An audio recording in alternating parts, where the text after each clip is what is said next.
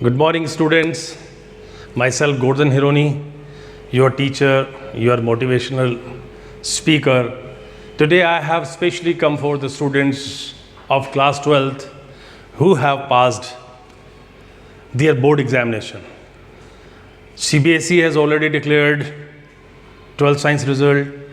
RBSE has also declared 12th science result. Still, arts result has to come up by RBSE board. So now the students are there, they are in confusion where they should go, which college they should choose, which university they should choose.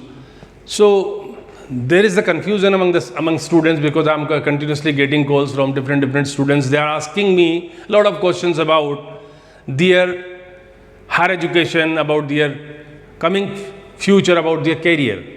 So students, today I will say you, suppose if you want to go for engineering or medical science, then you have to take one drop to prepare for the IITs and NEET.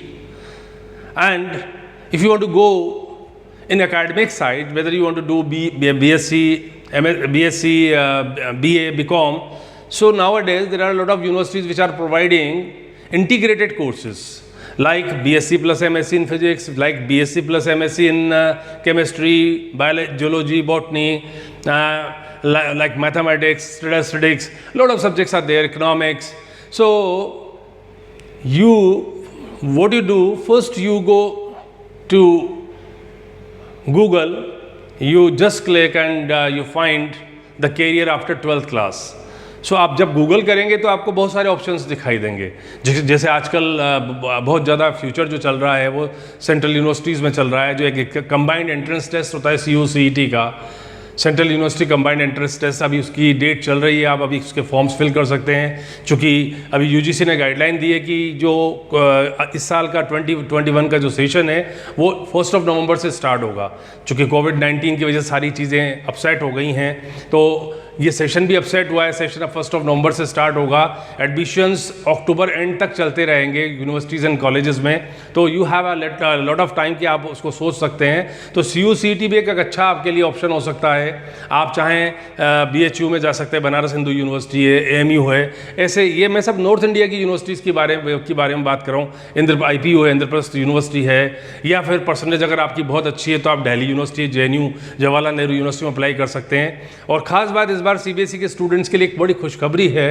It's a very good news because this year Rajasthan government has passed an order कि इससे पहले राजस्थान के अंदर एक percentile system हुआ करता था, उसकी वजह से CBSE के स्टूडेंट को गवर्नमेंट कॉलेजेस या यूनिवर्सिटीज़ में एडमिशन नहीं मिल पा रहा था। जैसे कि मैं बात करूं कि जो राजस्थान यूनिवर्सिटी के कंस्टिट्यूएंट कॉलेजेस हैं, चाहे महाराजा महारानी कॉलेज की बात करो, राजस्थान कॉलेज या कॉमर्स कॉलेज की बात करो, वहाँ CBSE के स्टूडेंट्स को एडमिशन बहुत मुश्किल से मिल पाता था, क्योंकि परसेंटाइल सिस्टम में उनको ज़्यादा एडवांटेज नहीं मिल रहा था। इस साल वो परसेंटाइल सिस्टम खत्म हो गया है और CBSE के स्टूडेंट्स के लिए ये एक अच्छी खबर है कि उन्हें भी अब आराम से इन राजस्थान यूनिवर्सिटी के कंस्टिट्यूएंट कॉलेजेस में एडमिशन मिल सकता है, या फिर आप यहीं अपने क्या कहते हैं अपने जहाँ पे आप रहते हैं उस शहर में रह करके आप किसी अच्छे कॉलेज से BSc BA BCom कर सकते हैं। लेकिन मेरी आप लोगों को एक एडवाइस है कि जब आप BSc BA BCom कर रहे हैं, सिंपली अगर आपको इंटीग्रेशन में नहीं जा रहे हैं तो आपको शुरुआत से अपने फर्स्ट ईयर से लेकर थर्ड ईयर तक कंटिन्यूसली आपको अपने कॉम्पिटिटिव एटीट्यूड को बनाए रखना है। आपको कंपटीशन की तैयारी शुरुआत से करनी है, यानी कि आप अपनी लैंग्वेज पे कंट्रोल रखें, आपकी इंग्लिश अच्छी हो, आपकी मैथ्स बनी रहे कॉम्पिटिटिव लेवल की, और आप अपने जनरल अवेयरेंस को यानी जनरल नॉलेज को बनाए रखें। अगर आप ऐसा करते हैं तो आप आगे जा कर के कॉम्पिटिटिव एग्जाम में जल्दी सेलेक्ट हो जाएंगे। तो अभी आपको घबराने की बात नहीं है कि अभी आप ये सोच रहे हैं कि मैं कहाँ जा पाऊँगा।